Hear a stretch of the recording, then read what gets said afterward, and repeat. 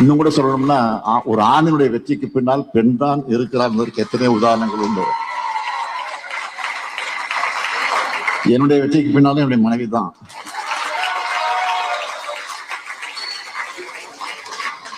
நான் மட்டும் இல்ல, சேகர் பாபா இருந்தாலும் சரி, நேருவாக இருந்தாலும் சரி, இங்க இருக்க நீங்களாக இருந்தாலும் சரி. ஓராண்டு காலம் நான் மிஸ்ஸால இருந்தப்போ என்னுடைய மனைவி கோபித்து கொண்டு ஒரு அப்செட் ஆகி ஏதாவது முடிவு எடுத்திருந்தா என்னால என்ன ஆயிருக்கும் நினைச்சு பாருங்க. தாங்கி கொண்டு பொறுமையா இருந்து எவ்வளவோ கொடுமைகள் எனக்கு வந்த நேரத்தில் தாங்கி கொண்டு என்னை ஊக்கப்படுத்தி உற்சாகப்படுத்திய காரணத்தினால்தான் இன்னைக்கு இந்த நிலைக்கு நான் வந்திருக்கிறேன். அது மாதிரி ஒவ்வொருத்தரும்.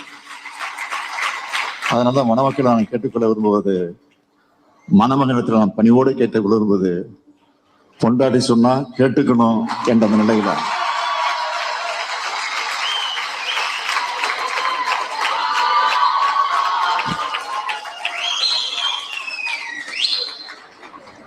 ஆகவே அந்த நிலையில உங்களுடைய வாழ்க்கையை நீங்க அமைத்துக் கொள்ளணும்.